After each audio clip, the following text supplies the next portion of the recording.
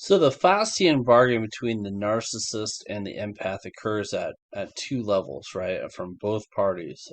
Initially, the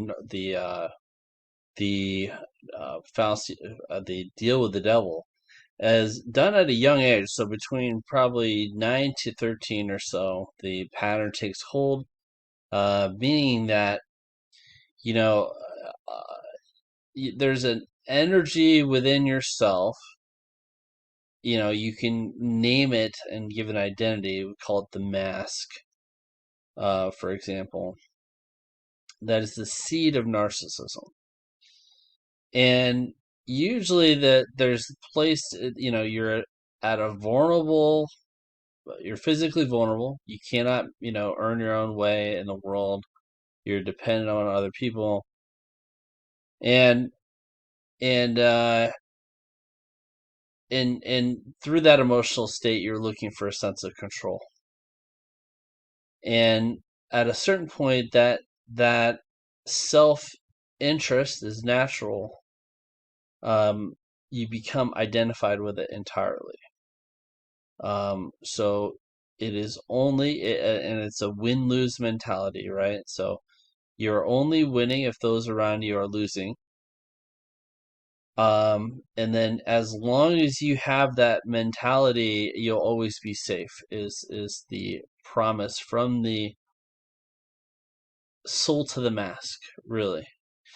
The person is not independent physically, is not independent emotionally, psychologically, spiritually, awakened enough, rooted enough, not to really worship the false self, which is inherently demonic. You're holding up a an energy that is of limited natural expression, and believing that to be yourself, as well as your God, really. And so this is a self-defense mechanism, not unlike the HAL computer system in 2001 Space Odyssey.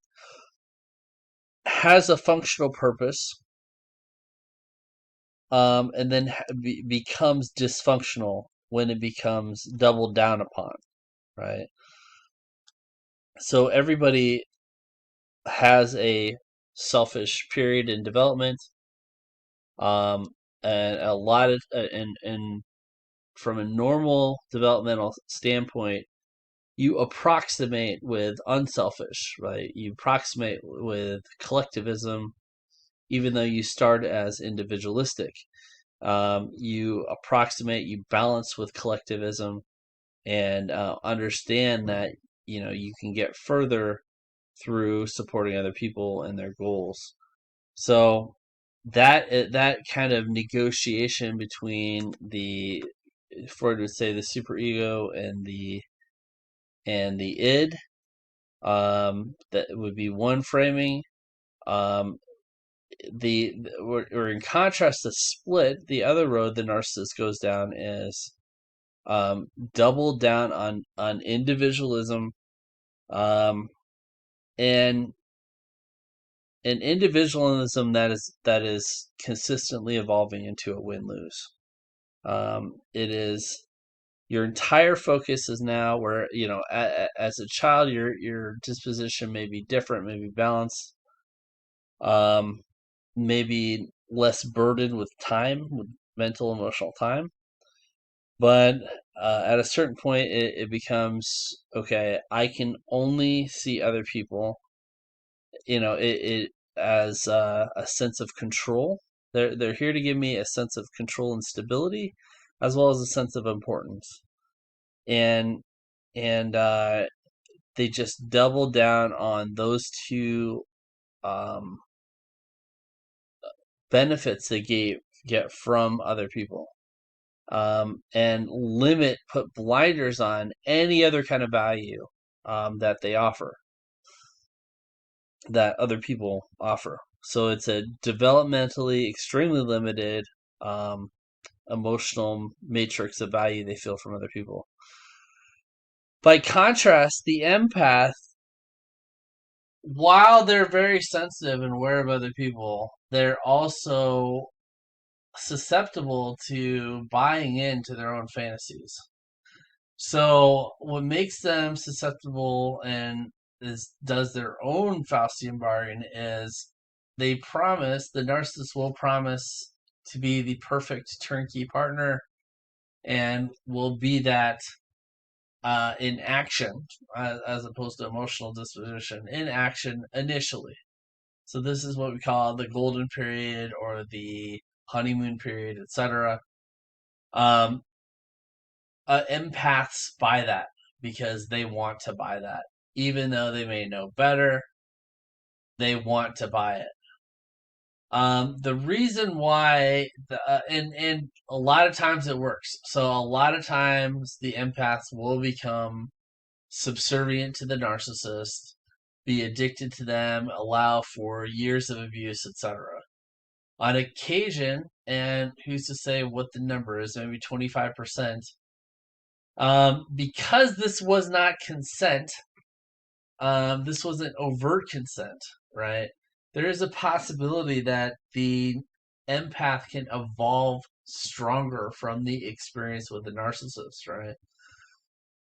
The empath may genuinely not want a eggshell roller coaster relationship, and may really just want a normal, synergistic, evolving chemistry between himself and his partner.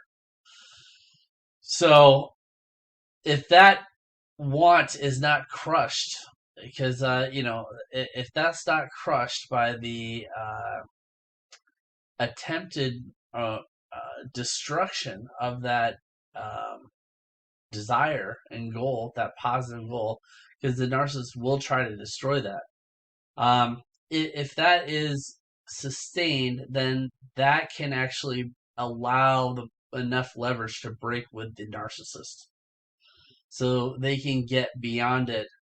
Um, the empath can evolve beyond it, and so basically the self-protective mechanism in the empath itself takes over once the draining of energy is apparent and kind of reaches critical levels from the narcissistic abuse.